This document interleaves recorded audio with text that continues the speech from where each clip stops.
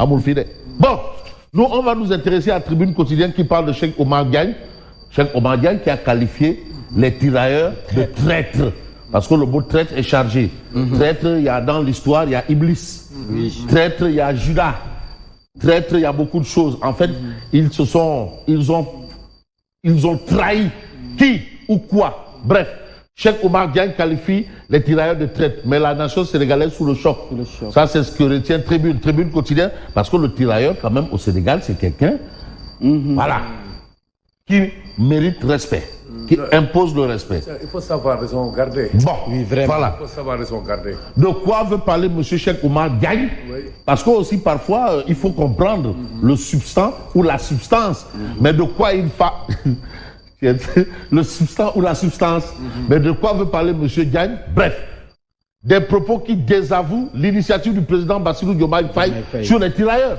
Parce que le président, quand même, par rapport aux tirailleurs, il a une position. Il y a eu un événement en grande pompe où on a invité même des chefs d'État. Voilà, et c'était un moment important, très important. Voilà. Bref, sous le choc, les parents des tirailleurs annoncent une plainte. Moi, j'aimerais un peu bien avoir la peau. Fallait-y attendre. Moi-même, mon propre grand-père, il a fait la guerre. Il a fait, non, il a fait la guerre Indochine. Il a insulté toute une nation. Le fils d'un éminent fondateur de Tariqa au Sénégal. De Mame El Hadji Malick Sy. Mame El Hadji Malick Sy. De Mame Borom Touba. Oui, etc. Voilà. Et j'aimerais un peu avoir la position des enfants de troupe par rapport à cette réaction, dont le parrain était un ancien tirailleur, le capitaine Tchoréré. Pourquoi pas, et de Sam Dikoyi. Voilà, Sam Dikoyi. On aimerait voir la position. Mais de quoi veut exactement parler Cheikh Omar Diagne? Moi, c'est la question que je me pose. Moi, je crois que Cheikh Omar, il faut l'inviter sur le plateau d'une télé et débattre avec lui plus profondément de cela. D'accord. Vous savez qu'après 1890, quand Alboury Ndiaye est parti en exil, bon, je crois que le pays était pacifié. Mais à partir de ce moment-là, le colon a commencé à entretenir des relations pacifiques, apaisées avec la plupart des chefs locaux. Oui. Vous voyez? Donc nous et la France étions unis par un destin commun. Moi, je crois il faut relativiser beaucoup de choses. Beaucoup de choses. Il faut relativiser beaucoup de choses. Absolument. Voilà. Alors, opposition CDEPS, ministère de la Communication, sur la question autour des médias. Et aujourd'hui, on se dirige vers une campagne internationale. Le CDEPS, vraiment, est carrément dans une position de confrontation internationale.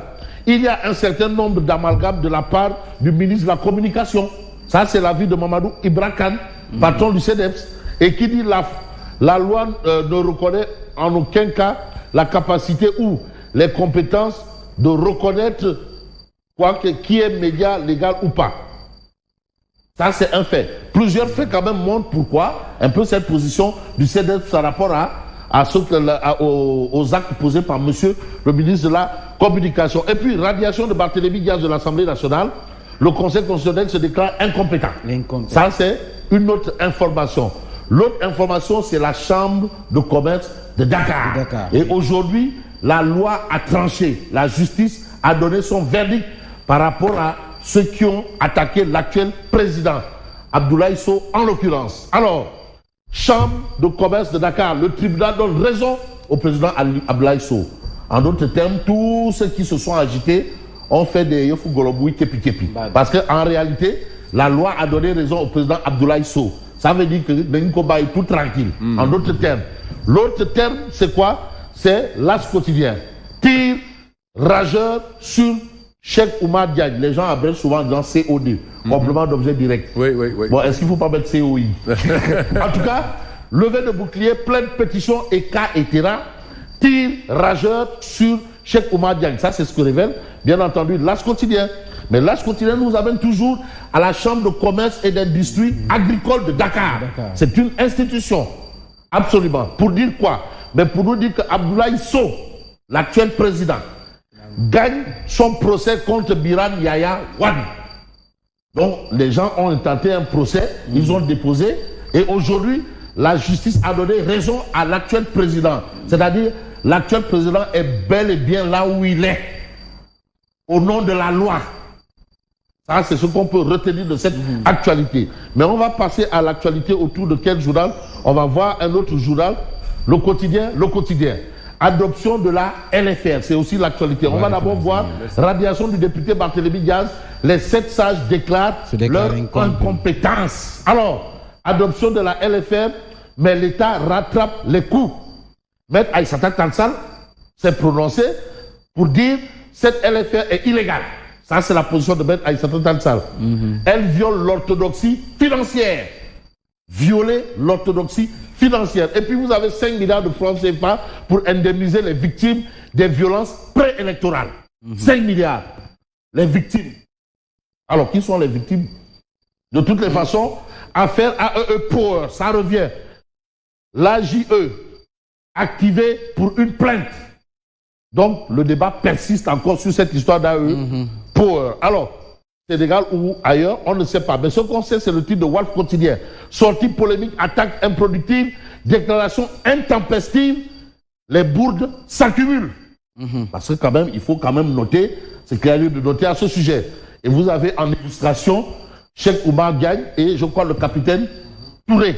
Alors, est-ce que le Touré jouait? De toutes les façons, on va peut-être évoquer un autre titre qui revient un peu sur cette actualité, c'est le point actu.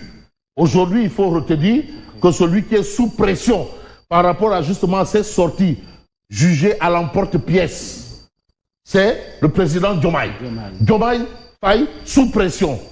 Affaire Oumar Diagne, Diomaye Faye sous pression. Mais vous avez Oumar Diagne, mais il devient encombrant. Ça, c'est le premier point. Bon, mais quand il se prononce, est-ce qu'il se prononce en tant que... voilà. En tant que ses fonctions au palais, ou bien il se prononce en tant que citoyen, ou il se prononce en tant que qui? Parce que là aussi, c'est un autre débat. Donc, il se prononce en tant que qui? Ses fonctions de lui, à chaque fois qu'il prend la parole. Vraiment. Ouais. À chaque... Mais il a commencé par insulter ceux qui sont à la présidence de la République, caractérisant la présidence comme un temple de francs-maçons. Ouais. Mais là, il a parlé en tant que qui? Mais après cette déclaration, moi je crois qu'il n'était pas à sa place à la présidence de la République. C'est lui-même qui nous dit que c'est un temple de francs-maçons. Mais donc ça n'engage que lui. Non, c'est que moi je veux que ce gars-là... Ça engage qui? Mais ce gars-là... Le responsable de fonctions dont il incarne, ou bien sa personne? Cheikh Oumar Diagne, comme il se prévaut d'une certaine culture, moi je crois qu'il faut l'inviter sur le plateau d'une télé pour mettre à lui sa carence intellectuelle, son inculture manifeste. Vous voyez? Bon. Et puis le président doit siffler l'affaire de la récréation quand même. Vraiment, franchement. Voilà. Nous ne sommes pas dignes d'un individu pareil.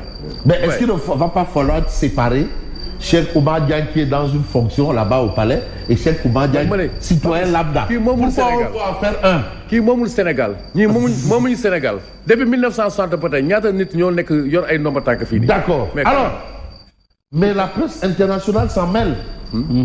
Oumar Diagne devient encombrant, la presse internationale s'en mêle. Dans le camp des tenants actuels du pouvoir, on n'est pas du tout content. Vous avez Lansana Gagny Sakho, flétri et parle d'un vil individu. Vil prix, vil individu. C'est-à-dire insignifiant, à multiplier par 0 peut-être. Vil, en fait, ces sorties sont à élever au rang de tempête dans un verre d'eau ou dans une tasse de thé. En tout cas, vil individu. Mais même Marie Pastef, bien sûr, s'indigne des propos du ministre. Mais jusque-là, est-ce que c'est Cheikh Oumar Diagne des moyens généraux ou Cheikh Oumar Diagne, citoyen lambda? Parce que là aussi, c'est un débat. Non, même la plupart des militants de Pastef, ils sont alignés. Alors, il faut en convenir. Recensement des médias, les précisions du ministre de la Communication. Vous avez indemnisation des victimes des violences électorales. On parle de 99 dossiers instruits. 99 instruits. Mais qui sont les victimes qui ne le sont pas? Ça aussi, c'est une autre question. Blocus de la ville de Dakar, le bureau municipal demande le départ de la police. Toutes ces informations, on peut les lire dans, bien entendu, le point actu quotidien. Mais un quotidien, c'est le journal Les Échos. Révélation explosive sur le gendarme qui accuse Moussa Fall. Ibrahima Dramé, rattrapé par les faits. Les faits, oui. Il a été poursuivi pour escroquerie, tentative de trafic de migrants présumés. Le soir transmis du procureur, l'arrêt de rigueur et le concours d'entrée à l'école de guerre. Vraiment. La plainte de 3 officiers supérieurs de la gendarmerie. Voilà l'homme qui porte plainte au général Moussa Fall. C'est ça. Alors, donc on peut peut-être, je ne sais pas, si on se réfère à ça, on doit considérer que c'est un Samba Boy. C'est un précédent encore aussi grave que l'affaire Cheikh Omar Diagne. Voilà. Mais quelqu'un qui se lève au bout, qui accuse, porte de telles accusations sur un général, dites-vous. Voilà. Moi, je crois qu'il faut siffler l'affaire de la récréation quand même. Vraiment. Révélation de Abdoubo lors du vote de la LFR. Qu'est-ce qu'il dit? Ils sont sur le point d'acheter des véhicules pour les députés. Ils veulent augmenter aussi les salaires des députés. Mais réaction de Guy Marius Sagna, on n'a aucune leçon à recevoir de vous. Madame Nyotei. Dans le moins Nyotei. Ah, ouais. Nyotei. Bon. Maître Aïssata Tall Sall. Mais vous nous demandez de serrer la ceinture et vous augmentez les dépenses de prestige et de confort. Au nom de quoi? Quoi qu'il en soit, je vais peut-être terminer avec une actualité autour justement de ce qu'on peut retenir ce matin. L'observateur l'Obs, Air Sénégal, la crise financière. La crise financière colossale. Une dette abyssale de 100 milliards de francs CFA et une relance incertaine. Ça, c'est Air Sénégal. 600 employés pour seulement 5 avions. 600 employés pour seulement 5 avions. Hein? C'est le doyen de la lutte des classes, voilà, à la bataille des places. Doudou Wade. C'est du doyen Doudou Wade. Hein? C'est du doyen Doudou Wade. Non, c'est pour rappeler. Non, c'est pour vous dire que la matinale, là, c'est au-delà. C'est au-delà des contingences. Voilà. Oui, c'est le président Doudou Wade. Oui, c'est le président Doudou Wade. Le défi immense du nouveau DG Tidjane Ndiaye pour redresser la compagnie. Donc il y a une situation par rapport à Air Sénégal International. Et puis on va voir Odia Oumar Diakité. Discussion sans tiraillement, s'il vous plaît. Cheikh Oumar Diagne, voilà les tirailleurs. DPG, dépêchons. Voilà. Hein? Tchei, notre CO2 de la polémique. Cette fois-ci, il se fait fusiller par les fils et petits-fils de tirailleurs.